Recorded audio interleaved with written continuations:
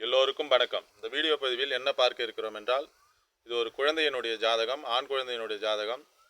இந்த குழந்தையில் அவருக்கு ஒரு 5-6 வயது ஆகும்போது அவருடைய அப்பா மருந்து குடித்து விஷ மருந்து குடித்து இறந்து விட்டார். இது அவருடைய ஜாதகத்தில் எந்தெந்த கிரக நிலைகள் எப்படி இருந்தால் அவருடைய அப்பாவுக்கு அந்த இறப்பு ஏற்பட்டு இருக்கும் என்பதை பற்றி இந்த வீடியோ பதிவில் பார்ப்போம். ஒரு 1.5 ஆண்டுக்கு முன்னாடி அவர் மருந்து குடித்து இறந்து விட்டார், அவருடைய தகப்பனார். அவருடைய ஜாதகத்தில் அந்த கிரக நிலைகள் எந்த அமைப்பில் இருக்கிறது என்பதை பற்றி நாம் பார்ப்போம். இவர் 10/4/2018 ஆண்டு பிறந்துள்ளார். இவர் மதியம் 12:16க்கு பிறந்துள்ளார். இவர் கடலூரில் பிறந்தால். இவர் ஆண் ஜாதகர். இவருடைய நட்சத்திரம் திருவோண நட்சத்திரம், 3ஆம் பாதமாகும். இவர் மிதுன லக்னம், 2இல் ராகு, 5இல் குரு, 7இல் சனி செவ்வாய், 8இல் கேது சந்திரன், 10இல் சூரியன் புதன், 11இல் சுக்கிரன். இவர் சந்திர தசையில் 4 வருடம் 2 மாதம் 4 நாட்கள் பிறந்துள்ளார். அதன் பிறகு செவ்வாய் தசை இப்பொழுது நடந்து கொண்டிருக்கிறது. 11 வயது வரைக்கும் இவருக்கு செவ்வாய் தசை தான் நடந்து கொண்டிருக்கிறது. இவருக்கு வயசு தற்போது 8 வயது 3 மாதம் 20 நாட்கள், அதாவது 9வது வயது நடந்து கொண்டிருக்கிறது. இவர் ஒரு 1.5 ஆண்டுகளுக்கு முன்பே இவர் அப்பா இறந்து விட்டார். அவருக்கு அப்பொழுது நடப்பது செவ்வாய் தசையில் சனி புத்தி. அவருக்கு 14/12/2025 முதல் இப்போ 5/11/2024 முதல் 14/12/2025 வரை செவ்வாய் தசை சனி புத்தி நடந்தது. அப்பொழுது அவருடைய அப்பா மருந்து குடித்து விஷ மருந்து குடித்து அவர் இறந்து விட்டார். இவருடைய ஜாதகத்தில் என்ன அமைப்பு என்பதை பற்றி பார்ப்போம். செவ்வாய் தசை மிதுன லக்கணத்துக்கு வரக்கூடாத செவ்வாய் தசை, 6ஆம் அதிபதி தசை. அவர் கடுமையான பாவத்துவம், சனி செவ்வாயோடு சேர்ந்து டிகிரி கணக்கில் நெருங்கிய அமைப்பில் சனி செவ்வாயோடு சேர்ந்து கடுமையான பாவத்துவ அமைப்பில் இருக்கிறார். 9ஆம் அதிபதி என்று சொல்லக்கூடிய சனி பகவான், 9ஆம் அதிபதி என்று சொல்லக்கூடிய சனி பகவான் செவ்வாயோடு சேர்ந்து கடுமையான பாவத்துவ அமைப்பில் இருக்கிறார். அதேபோல் 9ஆம் பாவகத்தை செவ்வாயும் சனியும் சேர்த்து சனியினுடைய 3ஆம் பார்வை இங்கு 9ஆம் பாவகத்திற்கு விழுகிறது. அப்போ 9ஆம் பாவகாதிபதியும் 9ஆம் பாவகம் கடுமையாக பாதிக்கப்பட்டிருக்கிறது.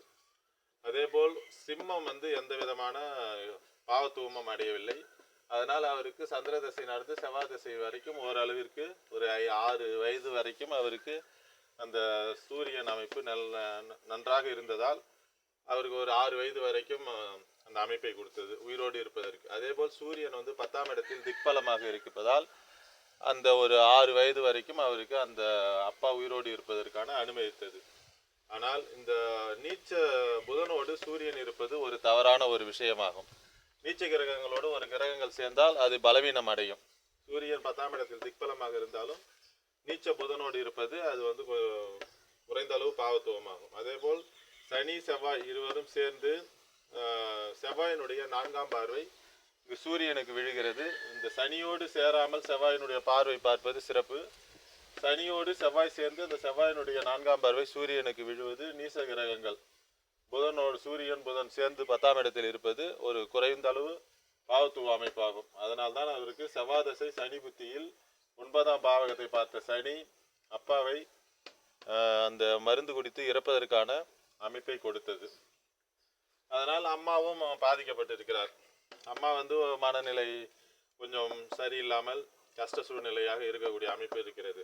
அம்மாவை குறிக்கக்கூடிய கிரகம் சந்திரன் 8இல் மறைந்து கேதுவோடு சேர்ந்து அந்த அமைப்பில் இருக்கிறார். அடுத்தது சனியினுடைய 10ஆம் பார்வை இங்கு 4ஆம் இடத்திற்கு விழும். அதுவும் ஒரு தவறான ஒரு விஷயமாகும். அம்மாவை குறிக்கக்கூடிய கிரகத்தில் பாவகத்திற்கு 4ஆம் அதிபதி என்று சொல்லக்கூடிய புதனும் நீச்சமான அமைப்பில் இருக்கிறார். அதுவும் தவறான ஒரு விஷயமாகும். அடுத்தது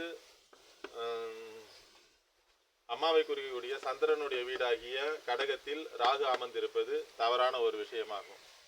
அதாவது அப்பா இறந்து விட்டார். அம்மா இறந்த பிறகு அப்பா அம்மா கொஞ்சம் கஷ்டமான சூழ்நிலையில் இருப்பதற்கு 4ஆம் பாவகம் சனியினுடைய 10ஆம் பார்வை விழுகிறது. 4ஆம் பாவகம் நீசமாய் இருக்கிறார். அந்த நீசமான புதனையும் செவ்வாய் பார்க்கிறது. சனி செவ்வாயோடு சேர்ந்து சந்திரன் 8இல் மறைந்து கேதுவோடு சேர்ந்து இருக்கிறார். அதுவும் தவறான விஷயமாகும். அதேபோல் கடகத்தில் ராகு இருப்பது ஒரு தவறான விஷயமாகும். அம்மாவுக்கும் அந்த பிரச்சனை என்ற அமைப்பை காட்டுகிறது. தாய் தகப்பன் கடுமையாக பாதிக்கப்பட்டிருக்கிறார். இது அவருடைய ஜாதகத்தில் நல்ல தெளிவாக தெரிகிறது. இதுபோல் ஒரு ஜாதகத்தில் அந்த என்ன உறவுமுறை, நம்ம ஜாதகத்தினுடைய அந்த உறவுமுறை, அப்பா அம்மா அண்ணன் தம்பி தங்கை கணவன் மனைவி இவர்களுடைய அந்த உறவுமுறைகள் என்ன பாதிப்பு வருகிறது என்பதை பற்றி நம்ம அந்த கிரகங்களுடைய பாவத்துவம் சுபத்துவம் என்ற அடிப்படையில் பலன் ஈஸியாக சொல்லலாம். மற்றொரு வீடியோ பதிவில் வேறொரு தகவலுடன் பார்ப்போம். எல்லோருக்கும் வணக்கம். என்னுடைய தொடர்பு எண் 9940342555 என்ற எண்ணை தொடர்பு கொண்டு சோதிட சந்தேகங்கள் மற்றும் சோதிட விலங்குகளை தெரிந்து கொள்ளலாம். எல்லோருக்கும் வணக்கம்.